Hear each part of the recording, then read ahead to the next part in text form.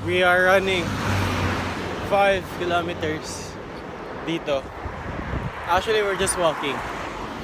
Kasi we're just enjoying the view. Woke up very early. And then pupunta ako ng temple.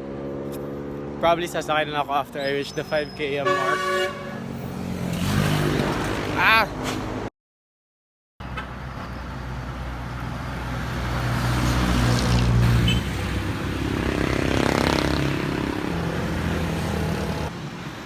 Kakarating lang natin sa Matcha Temple.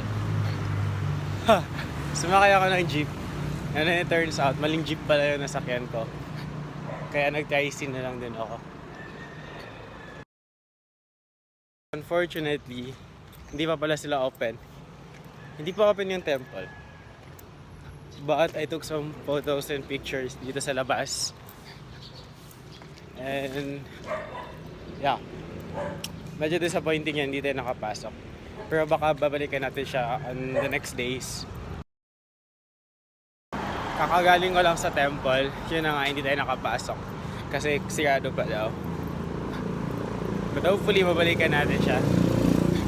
And then right now, it's 6 plus. Yung call time namin is 7:30. Kaya babalik na din ako sa hotel. One thing I've been noticing dito is that yung weather nila is very calm. Ewan ko kung bakit. Kasi it's almost 7 na pero yung weather nila ito very calm pa lang. Very calm pa din. Hindi mainit. And then the people are very busy. Napakaaga, madami na sasakyan kanina. Which is very weird and different dun sa amin. It's time na para maghanap ako ng masasakyan kaya maghanap pa Marand kuya? Huh? Marand Hotel?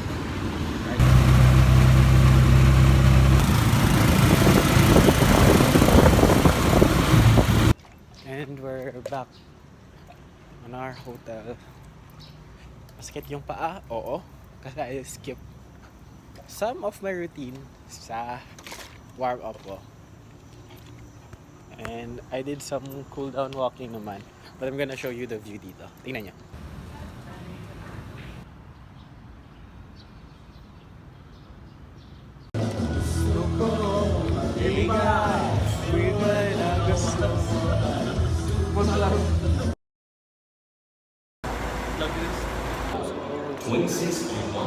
Watch revenues, which became popular during the lockdown. Ang kasabihan, but it's because it rings true. Kabataan ko ang, say it with me, pag-asa ng bayan. We're done on our session. Finally, it's around almost 7 na. And then, let's take our check out. Pwede na tayong umuwi. And then we're just gonna wait for the bus. Pakauwi na tayo agad kasi pagod na. Just gonna have night swimming mamaya. And then we're the bus. Nasa bus. I think may video ka dito sa bus. Ayan, meron nga. Okay. Hi, what's up guys? So hindi na ako nakapagsalita kanina. From 10 to 1 yung session namin and then may lunch lang kami. And then directly natapos siya almost 7 na din. So continue yung discussion. Update. Preparing for a night swim. I'm here at a small cottage. And then it's 8 plus na. So I'm just gonna mention some names. The pinakamasikip na sa Ryan, shoutout sa'yo, as well as pinakadatinang Julie, kay Mikay na always nag-update, thank you, at saka sa mga activities ko na naiwan dyan sa Zamboanga, ipagdadasal ko na lang kayo. I'm gonna go for a swim na.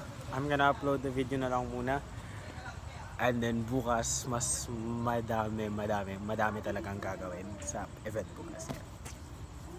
Thank you for watching.